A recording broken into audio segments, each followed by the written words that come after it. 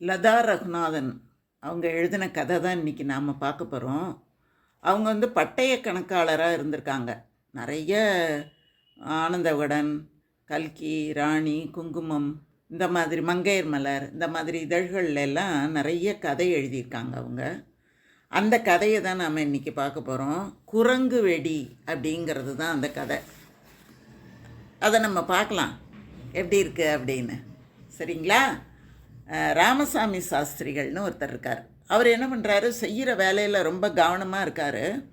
அந்த நேரத்தில் திடீர்னு எதிர்பார்க்காம ஒரு வேட்டு சத்தம் ஒன்று கேட்குது. கேட்ட உடனே அவருக்கு ஒரு உடம்புல ஒரு லேசான ஆட்டம், ஒரு திடுக் அப்படின்னு ஆகுது. அதாவது ஒரு திடுக்குன்னு தூக்கி போடுது. தீபாவளி இல்லாத நேரத்தில் வெடி வெடித்தா அப்படி தானேங்க இருக்கும். ஏதோ ஒரு வேண்டாத ஒரு விஷயத்துக்காக இந்த வெடி வெடிக்குதோ அப்படின்னு நினப்பு வரும் தானே. ஆனால் அவருக்கு பக்கத்துலேயே நிற்கிறான் கேசவ். அவனுக்கு ஒன்றும் அப்படியெல்லாம் ஒன்றும் அதிர்ச்சியாகவும் இல்லை, அது ஒன்றும் பெருசாகவும் தெரியல. தொடர்ச்சியாக அந்த வேட்டு சத்தம் கேட்குது. இப்போ அந்த ராமசாமி சாஸ்திரிகள் தொடர்ந்து தன்னோட வேலையை பண்ணிக்கிட்டே இருக்கார். ஆனால் இந்த இவன் இருக்கான் பாருங்க, யார், கேசவ். கேசவுக்கு மட்டும் ஏதேதோ நினைவு வருது. என்ன நினைவு வருதுன்னா, பக்கத்து தெருவில் ஏதோ ஒரு சாவு இருக்குமோ. இது அந்த வீடுகளில் அவங்க வழக்கப்படி பணம் எடுத்துக்கிட்டு போகும்போது வெடி வெடிச்சுக்கிட்டே போவாங்கள்ல, அந்த மாதிரி இது வெடிக்கிறாங்களோ. அது எதுக்காகன்னா, இந்த பிரிஞ்சு போன ஆத்மா என்ன செய்யுமா, வீட்டை சுற்றிக்கிட்டே இருக்குமா. அந்த ஆத்மாவையும் சுடுகாட்டுக்கு அனுப்புறதுக்காக தான் இந்த மாதிரி வெடி சத்தமா இப்படியெல்லாம் நினச்சிக்கிட்டே இருக்கான். ஆனால் அவன் நினச்சிட்டு இருக்கான், இந்த ராமசாமி சாஸ்திரிகள் ஏதோ ஒரு வேலையை பண்ணிக்கிட்டே இருக்கார். அவர் என்ன சொல்கிறாரு, என்ன பேசுகிறாரு, எதுவுமே அவன் காதில் விழவே இல்லை. அவன் காதில் முழுக்க முழுக்க அந்த வெடி சத்தம், அந்த வெடி சம்பந்தப்பட்ட பல நினைவுகள் இதெல்லாம் அவனுக்கு வருது. ஆனால் எல்லா இடத்துலையும் குரங்கும் அவனோட அந்த நினைவோட கூட கூட வருது. காரணம் என்னென்னா, அவன் குடியிருப்பில் குரங்கு ரொம்ப ரொம்ப அதிகம். அதை விரட்டுறதுக்காக அவங்க அப்பா என்ன பண்ணுவார்னா, ஒத்த வெடி, ஒரே ஒரு வெடி வெடிக்கும் பாருங்கள், அந்த ஒத்த வெடியை தூக்கி போடுவார். தூக்கி போட்டால் அந்த குரங்கு பயப்படும் அப்படின்னு போடுவார். அவரோட நினைவும் வருது இவனுக்கு, இந்த குரங்கோட நினைவும் வருது. அவன் நினச்சி பார்க்குறான். ஒரு தடவை என்னாச்சு, தீபாவளி அன்னைக்கு காலையில் அவங்க அப்பா என்ன பண்ணுறாரு, சத்தம் போட்டுக்கிட்டே இந்த பட்டாசு குப்பைகளையெல்லாம் ஒரு இடத்துல பெருக்கி ஒதுக்கி வச்சுருப்பாங்கள்ல, அவர் சொல்கிறாரு, யார் இது மாதிரி எல்லாம் பண்ண சொன்னது அப்படின்னு சொல்லிக்கிட்டே மெதுவாக போய் அந்த குவிச்சு வச்சுருக்காங்கல்ல அந்த பட்டாசு குப்பைகள், அதில் போய் ஒரு குச்சியை விட்டுக்கிட்டு என்னத்தையோ தேடுறார். தேடும்போது இந்த கேசவ் என்ன செய்கிறான், மெதுவாக ஓடி வந்து அவங்க அப்பாவோட முதுகை தொட்டு, என்னப்பா தேடிட்டுருக்க அப்படின்னு கேட்குறான். கேட்டுக்கிட்டு இருக்கும்போதே அவங்க அப்பா என்ன பண்ணுறாரு, அப்படியே கையை தூக்கி காட்டிட்டு வெடிக்காத சில ஊசி பட்டாசு, எலக்ட்ரிக் வெடி அதெல்லாம் கிடந்தது. அது எல்லாத்தையும் அவர் எடுக்கிறார். எடுக்கும்போது அவன் கேசவ் சொல்கிறான், அப்பா இது நான் நேற்று தீபாவளிக்கு விட்ட பட்டாசுப்பா, அதெல்லாம் புஷ்ஷுன்னு போயிட்டு ஒன்றும் வெடிக்கவே இல்லை, அதுதான் வெடிக்காமல் போனதெல்லாம் இங்கே கிடக்கு அப்படின்னோடனே, தெரியும் தெரியும், வெயிலில் வச்சு எடுத்தால் எல்லாம் வெடிச்சிடும், அதுக்கு தான் எடுத்துக்கிட்டு இருக்கேன் அப்படின்னாரு அவர். உடனே அவனுக்கு புரியல, எதுக்குப்பா எடுத்து வைக்கிற, கார்த்திகைக்காகவா எடுத்து வைக்கிற அப்படின்னு கேட்டோன்னே, அடப்போடா, குரங்கு வந்தால் வெடிக்கணும்ல, அதுக்காக எடுத்து வைக்கிறேன் அப்படின்னு. உடனே, எப்பா நான் இன்னும் திறக்காத பிஜிலி பாக்கெட் ஒன்று இருக்குப்பா, அதை வேணா வச்சுக்க ஏன் அப்படிங்கிறான். போடா, இந்த சனியனுக்கு அதை எதுக்கு வெடிப்பானே, விடு, இந்த வெடிக்காத வெடியை வச்சு வெடித்தோம்னா போதும் அப்படின்னு அவர் சொல்கிறாரு. ஆனால் அவர் முகத்தில் அந்த ஒன்றும் இந்த குரங்கை பற்றின வெறுப்பு இல்லை. இப்போ திருப்பியும் அவன் யோசிக்கிறான், அப்பாவுக்கு அது மேலே ஒரு வெறுப்பே வந்தது இல்லையே அப்படின்னு யோசிக்கும்போது திரும்ப இன்னொரு கதை, அவனோட இன்னொரு நினைவு அவனுக்கு ஞாபகத்துக்கு வருது. முதல்ல பார்த்தோம்ல, அது கொஞ்சம் சின்ன பையனாக இருக்கும்போது நடந்த நிகழ்வு. அடுத்த நிகழ்வு அவனுக்கு ஒரு தடவை விடுமுறை நாள் நேரம் மத்தியானம். அப்போ என்னாச்சு, இவங்கெல்லாம் வீடு மாற்றிக்கிட்டு வேற ஒரு இடத்துக்கு போயிட்டாங்க. அது புது வீடு, புதுசாக கட்டிக்கிட்டு போயிட்டாங்க. அங்கே ஒன்றும் நிறைய வீடுகள்லாம் கிடையாது, ஏதோ அங்கங்கே ஒரு வீடு இருக்கும். இவங்க என்ன பண்ணாங்க, கட்டின வீட்டில் பின்பக்கத்தில் நிழல் வரணும் அப்படிங்கிறதுக்காக ஆஸ்பெஸ்டாஸு ஷீட்டு போட்டு அதை மூடி வச்சுருக்காங்க. மாடி வந்து திறந்த மாடி தான். அந்த மாடியில் ஏறணுன்னா வெளியில் இருந்து தான் படிக்கட்டு, அந்த வெளி படிக்கட்டு வழியாக தான் மொட்டை மாடிக்கு ஏறணும். மொட்டை மாடியை ஒட்டி ஆஸ்பெஸ்டாஸு ஷீட்டு போட்டு இருக்கும். அங்கே வந்து இவன் என்ன பண்ணுவான், நிறையா நேரத்தில் அந்த தெரியாமல் அந்த மொட்டை மாடிக்கு போய் மொட்டை மாடியிலேருந்து தெரியாமல் அந்த ஆஸ்பெஸ்டாஸு ஷீட்டு வழியாக இறங்கி பக்கத்து வீட்டு கொய்யா மரம் அது மேலே சாஞ்சிருக்கும், அதில் இருக்கிற கொய்யாப்பழத்தை எல்லாம் பறித்து சாப்பிடுவான். அந்த மாதிரி செஞ்சுக்கிட்டு இருக்கக்கூடியவன் தான் அவன் வீட்டு பாடம் படிச்சுக்கிட்டு இருக்கான். அவங்க அப்பா என்ன பண்ணுறாரு, ஹாலில் படுத்துக்கிட்டு அப்படி லேசாக தூக்கத்தில் இருக்கார். அவங்க அம்மா என்ன பண்ணுறாங்க, மத்தியானம் தோசைக்கு வேணுங்கிறதுக்கு இட்லி மாவு அரைச்சிக்கிட்டு இருக்காங்க. அப்போ பார்த்தா யாரோ திப்பு திப்புன்னு ஓடுற மாதிரி சத்தம் கேட்குது. ஆஸ்பெஸ்டாஸ் சத்தத்தில் யாரோ ஒரு 4-5 பேர் ஏறி ஓடுற மாதிரி இருக்குது. உடனே அவங்க அப்பாவுக்கு முழிப்பு வந்துடுது. அந்த நேரத்தில் என்ன பண்ணுறாங்க, 2 வீடு தானே அந்த பக்கத்தில். அவங்க அம்மா என்ன பண்ணுறா, அவசரமாக மாவு கையோடு ஓடி வர்றா. நான் எவ்வளோ சொன்னேன் கேட்டால் தானே, பாரு இந்த மாதிரி யாரும் இல்லாத அந்த வானத்தில் வந்து வீட்டை கட்டிட்டு உட்காந்துக்கிட்டோம், மாடியில் பட்ட பகலில் திருடன் ஓடி வந்துட்டான், சத்தம் கேட்குது, என் புடவை வேற அந்த கொடியில் தொங்கிக்கிட்டு கிடக்கு, போங்க போய் துரத்தி விடுங்க அப்படின்னு சொன்ன உடனே அவங்க அப்பா என்ன பண்ணுறாரு, படுத்து எழுந்திரிச்சதுனால அவசரமாக எழுந்திரிச்சு வேஷ்டியை நல்லா இறுக்கமாக கட்டிக்கிட்டு கையில் ஒரு குச்சி ஒன்று தூக்கிட்டு பக்கத்து வீட்டு ஜன்னல் வழியாக குரல் கொடு, கொஞ்சம் அவங்களெல்லாம் கொஞ்சம் அலர்ட் பண்ணு, நான் போய் பார்த்துட்டு வந்துடுறேன் அப்படின்னுட்டு இவர் மேலே போகிறாரு. போகும்போது ஜாக்கிரதை, தூரமாக நின்று பயங்காட்டுங்க, வெட்டி கிட்டி சாச்சிட போகிறான். ஒரு ஆள் மாதிரி தெரியல, பல ஆளுங்க சேர்ந்து வந்திருக்கிற மாதிரி தான் அந்த சத்தம் கேட்குது அப்படின்னு அவன் சொல்லிக்கிட்டே இருக்கா. அப்பா மெதுவாக மாடிப்படி வழியாக ஏறுறாரு. ஜன்னல் ஓரம் போய் இவன் நிற்கிறான். அப்படி ஏறிக்கிட்டு இருக்கும்போது இவர் ஒன்றும் இது இல்லாமல் போகிறாரே, என்ன பண்ண போகிறாரு அப்படின்னுட்டே பார்த்துக்கிட்டு இருக்கும்போது அப்பா மாடிக்கு போயிடுறாரு. கொஞ்ச நேரம் ஆச்சு, ஒரு சத்தத்தையும் காணும். திருடன் அடிக்கிற சத்தத்தையும் காணும், திருடங்க அடி வாங்குகிற சத்தத்தையும் காணும். என்னடா இது அப்படின்னு நினச்சிட்டு இருக்கும்போதே, அம்மா எனக்கு பயமாக இருக்குது அப்படின்னு இந்த கேசவ் சொல்கிறான். அவங்க அம்மாவுக்கும் பயம்தான். அவங்க அம்மா என்ன சொல்கிறாங்க, போடா நீ ஆம்பளை பிள்ளை தானே, போய் அங்கே என்ன சத்தம்னு பார்த்துட்டு வா அப்படின்னு சொல்கிறாங்க. அதுக்குள்ளே என்னாச்சு, பக்கத்து வீட்டில் இருந்தவங்க எல்லாரும் அங்கே ஓடி வந்து எல்லாரும் ஒரு படையாக கிளம்பி மாடிக்கு போகிறாங்க, அந்த மொட்டை மாடிக்கு. அங்கே போய் பார்த்தா இவன் உயரத்துக்கு, இந்த கேசு உயரத்துக்கு ஒரு குரங்கு. அது என்ன பண்ணுது, இந்த குச்சியை வச்சுக்கிட்டு அவங்க அப்பா நிற்கிறாரு பாரு, அவரை பார்த்துட்டு பல்ல காட்டி சிரிக்குது அந்த குரங்கு. சிரிச்சுக்கிட்டு கொடியில் ஒரு துணி காய வச்சுருந்தார், அதுலேருந்து அவரோட பனியனை எடுத்து தலை வழியாக போட்டுக்க பார்க்குது. அந்த சமயத்தில் அங்கே இருந்த கொய்யாப்பழத்தை பறித்து 2 சின்ன குரங்கு கடித்து துப்பிக்கிட்டே கிடக்கு. இன்னும் கொஞ்சம் குரங்குங்க என்ன பண்ணுது, அந்த மரக்கிளையில் ஊஞ்சலாடி விளையாண்டுக்கிட்டே இருக்குது. இவங்க அப்பாவுக்கு இவங்க எல்லாரும் மேலே ஏறி வந்தோன்னே ஒரு தைரியம். உடனே என்ன பண்ணுறாரு, கையில் வச்சுருக்கிற குச்சியால் படப்படன்னு தரையில் ஒரு சத்தம் கொடுக்குறாரு. கொடுத்த உடனே அந்த குரங்கு என்ன பண்ணிச்சு, இவரை பார்த்து ஒரு உருமிச்சு உருமிட்டு அவங்க அம்மாவோட புது புடவை துவச்சி மொட்டை மாடியில் காய வச்சுருந்தாங்க, அதையும் சுருட்டி எடுத்துக்கிட்டு சர்க்கஸில் வித்தை காட்டுற மாதிரி ஒரு கையில் வந்து புடவை, இன்னொரு கையில் 2 குட்டி, எல்லாத்தையும் தூக்கிட்டு சர்றன்னு கீழே இறங்கி போயிட்டு. அப்போ அவங்க அம்மா சொல்கிறாங்க, அட குரங்குங்க, பக்கத்தில் டிஃபென்ஸ் கார்டு இருக்குது பார்த்தீங்களா, அங்கேருந்து தான் இதெல்லாம் இங்கே வந்து அநியாயம் பண்ணிக்கிட்டு இருக்கு. அதுக்குள்ளே பக்கத்து வீட்டு அம்மா சொல்கிறாங்க, ஆமாம் நீங்கள் புதுசாக வந்திருக்கீங்கல்ல, எல்லாம் இருக்க பழகிடும் அப்படின்னு சொல்லிட்டு பக்கத்துலேருந்து வந்தவங்க எல்லாம் கும்பலாக புறப்பட்டு போயிடுறாங்க.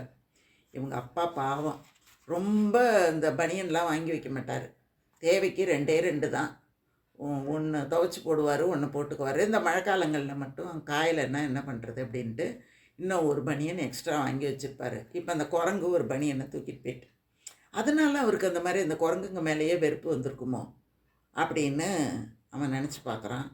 ஆனால் அன்றைக்கி அப்பாவுக்கு அந்த குரங்கு மேலே கோவம் தானே இருந்தது, ஒன்றும் வெறுப்பு இருந்த மாதிரி தெரியலையே அப்படின்னு நினைக்கும்போது வேற ஒரு நிகழ்ச்சி அவனுக்கு நினைவுக்கு வருது.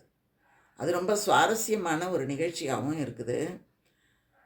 இவங்க முதல்ல வரும்போது அவங்க ஏரியாவில் ஒரு 2-3 வீடுக தானே இருந்தது. அந்த வனமாக கடந்த இடம் தானே அது.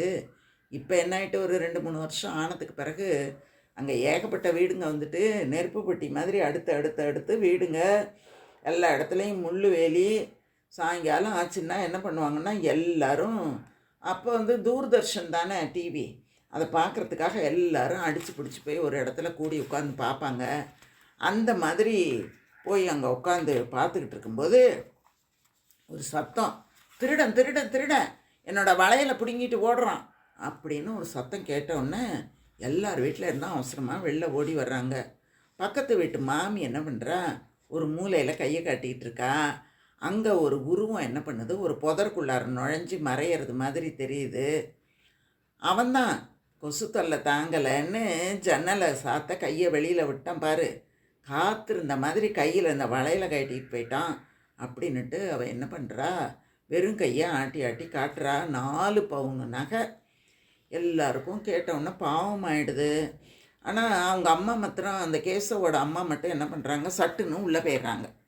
உள்ளே போனோடனே அவங்க அப்பா கேட்குறாரு, நீ சட்டுன்னு உள்ளே வந்துட்ட, பாவம் அந்த அம்மாவுக்கு 2 ஆறுதலாக 2 வார்த்தை சொல்லியிருக்கலாம்ல அப்படின்ன உடனே அந்த கேசும் அம்மா சொல்கிறாங்க, அட நீங்கள் வேற போங்க, போனது குரங்கு, நான் தான் கண்ணால் பார்த்தனே, இந்த பாரு நீ பாட்டுக்கு உளறாத, வளையலை தொலைச்சிட்டு நிற்கிறா, அவள் என்ன திருடிட்டு போயிட்டான்னு சொன்னது என்ன பொய்யா என்ன அப்படின்னு கேட்டோடனே, ஆமாம் ஆமாம் பொய் தான், நான் ஜன்னலை சாத்துறதுக்கு போகும்போதே அவங்க வீட்டு ஜன்னல் சாத்தி தான் கிடந்தது, அதனால் அவள் ஒன்றும் கையை வெளியிலலாம் ஒன்றும் நீட்டி இருக்க முடியாது.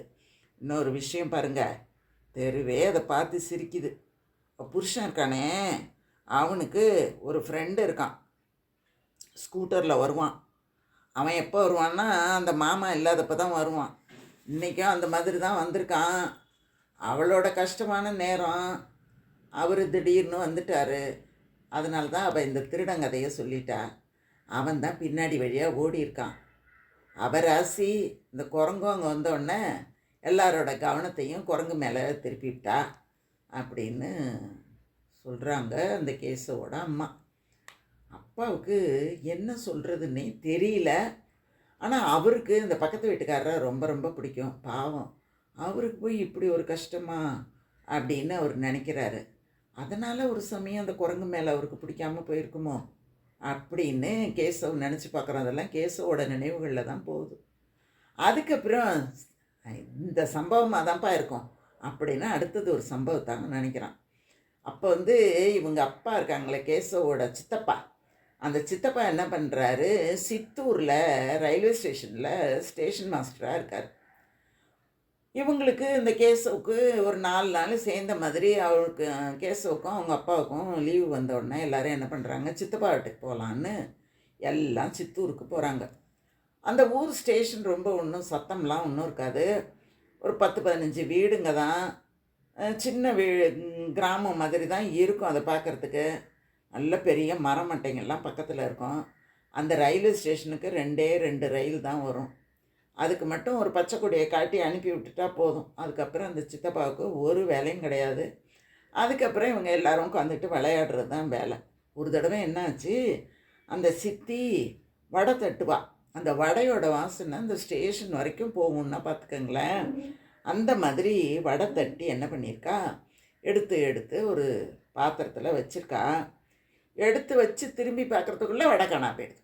சட்டியில் போட்டு எடுத்து வைக்கிறதுக்குள்ளே வடை காணா போயிடுது. என்னடா இது, ஒரு சமயம் இந்த கேசவோட அப்பா தான் எடுத்து சாப்பிட்டுட்டு இருக்காரோ அப்படின்னு அவன் நினச்சிக்கிட்டு ஒன்றும் சொல்லாமல் தட்டி தட்டி போட்டுக்கிட்டு இருக்கா.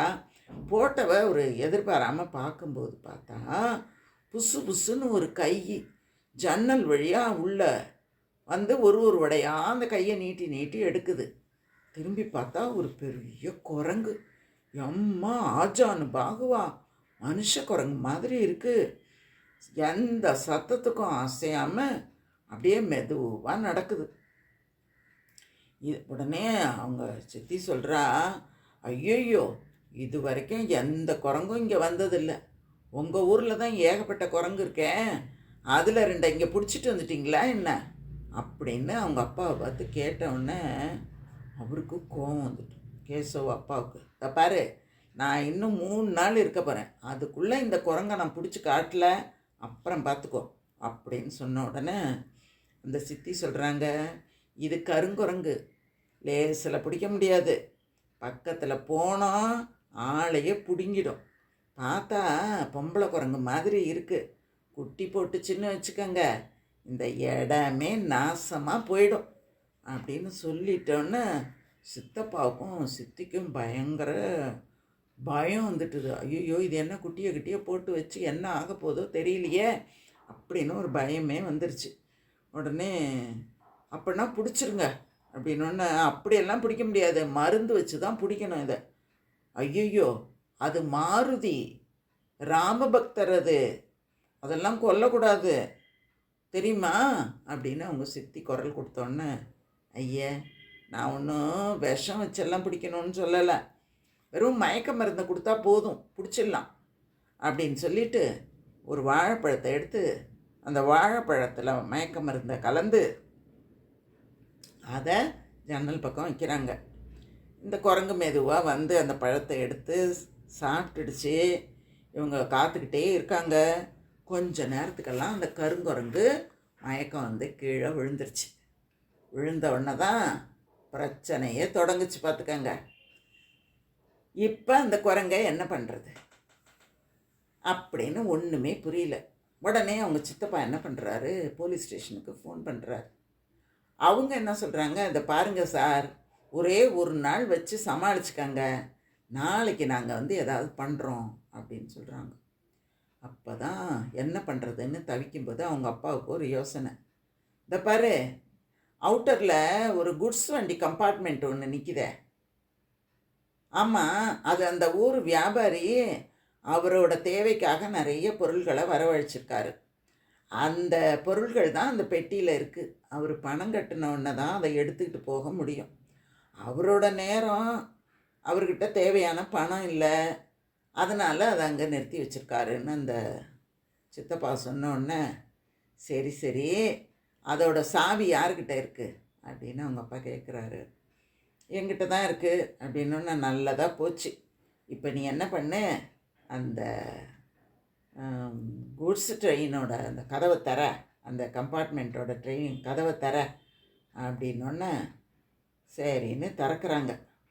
திறந்துட்டு இதுக்குள்ளார அந்த கருங்குரங்கை போட்டு அடைச்சி வச்சிடலாம், நாளைக்கு போலீஸ்காரங்க வந்து இந்த கருங்குரங்கை மீட்டுக்கிட்டு போனதுக்கப்புறம் நமக்கு ஒன்றும் பிரச்சனை இருக்காது அப்படின்னு அவங்க அப்பா சொல்கிறாரு.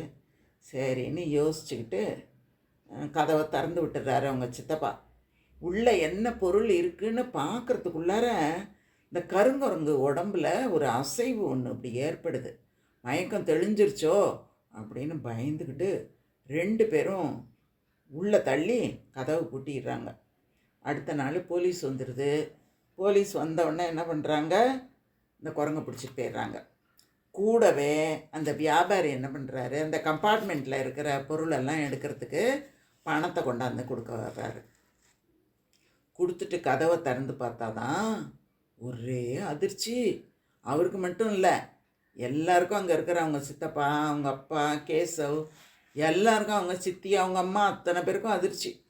ஐயோ, உள்ளார 3 பெட்டி அல்ஃபோன்ஸ் மாம்பழம் வச்சுருந்தானே, எல்லாத்தையும் காணுமே, வெறும் கொட்டையாக தானே கிடக்கு அப்படின்னு ஒரே சத்தம் போட்டார் உள்ளே போனவர். அவர் போட்ட சத்தத்தில் அவங்க சித்தப்பாவுக்கு ஒன்றுமே புரியல. உடனே அவர் என்ன பண்ணுறாரு, அந்த பெட்டியில் என்னென்ன இருக்குது அப்படின்னு ஒரு பட்டியல் இருக்கும்ல, அந்த பட்டியலை எடுத்து பார்க்குறாரு. அது உள்ளார இரும்பு சாமான், மர சாமான்னு தான் பட்டியல் இருக்கே தவிர மாம்பழம் இருக்குது அப்படின்னு அதில் இல்லை. உடனே அவர் என்ன பண்ணுறாரு, பக்கத்தில் நின்னவங்க, அந்த அக்கம் பக்கம் குடியிருந்தவங்களாம் வந்திருப்பாங்கள்ல, அவங்கக்கிட்ட எல்லாம் காட்டுறாரு. காட்டின உடனே அதில் இல்லை, மர சாமானும் இரும்பு சாமானும் தானே இருக்குது, மாம்பழத்தை பற்றி இதில் யாரும் எதுலேயும் குறிப்பிடவே இல்லையே அப்படின்ன உடனே அந்த வியாபாரி என்ன சொல்கிறாரு, நான் என்ன பொய்யா சொல்கிறேன், பாம்பேலேருந்து வரவழைச்ச மாம்பழம் அது, ஒரு மாம்பழம் 20 ரூபா, எப்படிப்பட்ட மாம்பழம், 100 மாம்பழம் வச்சுருந்தேன், எல்லாம் போயிட்டுதே அப்படின்னு அந்த வியாபாரி சொன்னோன்னே அவங்க சித்தப்பா என்ன பண்ணார், இதை பாரு, நீ லிஸ்ட்டில் மாம்பழம் இருக்குன்னு கொடுக்கவே இல்லை. இது வந்து பொய் லிஸ்ட்டை கொடுத்து நீ சாமான் எடுத்துக்கிட்டேன்னு நான் போலீஸில் சொல்லட்டுமா அப்படின்னு சொல்ல வந்தவர் அதோடு நிற்காம, நீ சரியான ஏமாத்துக்கார மனுஷனாக இருப்ப போல இருக்கே அப்படின்னு சொன்னோன்னே அந்த வியாபாரிக்கு எக்கச்சக்க கோவம் வந்துட்டுது. இல்லை, என்னை யாருன்னு நினச்சேன்? ஸ்டேஷன் மாஸ்டராக இருக்கிய, ஏதாவது ஒரு தயவு வேணும்னா உன்னோட கொஞ்சம் நல்லா இருக்கலாமேன்னு பார்த்தா நீ பாட்டுக்கு உன் பேச்சுக்கு பேசுகிற. இந்த பொட்டியோட சாவியை நீ தானே வச்சுருந்த. நீ தான் என்ன பக்கத்தில் ஜன்னல் கண்ணல் ஒன்றுமே கிடையாது, இது எல்லாத்தையும் நீ தான் எடுத்து சாப்பிட்ட அப்படின்னு சொல்லிவிட்டு நான் சொல்லிவிடுவேன் எல்லார்கிட்டையும். அது உள்ளார லிஸ்ட்டில் இல்லை, உனக்கு வாசனை வந்து உள்ளே பூந்து திருடி தின்னுட்ட அப்படின்னு நான் சொல்லுவேன் அப்படின்னு இந்த வியாபாரி சொல்ல, அவங்க சித்தப்பா பேச பயங்கரமான வாக்குவாதம் நடக்குது. அதுக்கப்புறம் எப்படியோ அந்த பிரச்சனை தீர்ந்துது. ஆனால் அவங்க சித்தப்பாவுக்கும் அவங்க அப்பா மேலே இருக்கிற கோபம் கூட கொஞ்சம் கூட குறையவே இல்லை. ஏன்னா இவ்வளோ தூரம் காரணமானது அந்த குரங்கு அந்த பொட்டிக்குள்ளே வச்சு பூட்டினது தானே. அதனால் அவங்க அப்பா மேலே அவருக்கு ரொம்ப கோபம். எனக்கு ஏற்பட்ட அவமானத்துக்கெல்லாம் அவங்க அப்பா தான் காரணம் அப்படின்னு அவர் சொன்னதெல்லாம் இவன் நினச்சிக்கிட்டே இருக்கான். அப்போது அந்த சாஸ்திரிகள் சொல்கிறாரு, என்ன கேசவ், நினைவிலேயே முழுகிட்டீங்க போல இருக்கு, வாங்க வாங்க நேரமாயிட்டு பாடியை எடுத்துடலாம், சீக்கிரம் காரியத்தை முடிங்க அப்படின்னு சொல்லும்போது மறுபடியும் அந்த வெடி சத்தம் கேட்குது. அப்போ கேசவ் சொல்கிறான், இந்த வெடி குரங்கு எதுவும் குறுக்க வந்துடக்கூடாது என்பதற்காக வெடிச்சிருக்காங்க போல இருக்கு அப்படின்னு அவன் சொல்கிறான். அவன் சொல்கிறது ராமசாமி சாஸ்திரிகளுக்கு புரியல. ஆனால் கீழே அவங்க அப்பா இறந்து போய் கடத்தப்பட்டிருக்காரு, அவருடைய பாதையில் குரங்கு குறுக்க வரக்கூடாது என்பதற்காக அந்த வெடி வச்சுருப்பாங்களோ அப்படின்னு அவங்க அப்பா நினச்சிக்குவார் அப்படின்னு சொல்லி இந்த கதையை முடிச்சிருக்காங்க. இந்த மாதிரி குரங்குகளினுடைய அட்டகாசம் அப்படிங்கிறது இன்றைக்கி ரொம்ப அதிகமாயிட்டுது. எல்லா இடங்கள்லையும் குரங்குகள் படுத்துகிற பாடு தாங்க முடியல. எந்த பொருளையும் வைக்க முடியறதில்ல, வீட்டுக்குள்ளே இருக்கிறதெல்லாம் தூக்கிட்டு போயிடுது, ஜன்னலில் இருக்கிறதெல்லாம் தூக்கிட்டு போயிடுது, செடியெல்லாம் பிடுங்கி எரிஞ்சிடுது. இந்த மாதிரி குரங்குகளின் அட்டகாசம் தெரிஞ்சவங்களுக்கு நல்லா தெரியும். ரொம்ப அழகாக அந்த கதையை வந்து லதா ரகுநாதன் சொல்லியிருக்காங்க. படிக்கும்போதே ஒரே நகைச்சுவையாக இருந்தது. சரி, இந்த கதையை உங்களோட பகிர்ந்து கொள்ளலாமே அப்படிங்கிறதுக்காக நான் உங்களோட பகிர்ந்து கொண்டேன். தொடர்ந்து நீங்கள் வந்து கதைகளை கேளுங்க. நான் நிறைய கதைகள் சொல்லிக்கிட்டே இருக்கிறேன். நன்றி, வாழ்க வளமுடன்.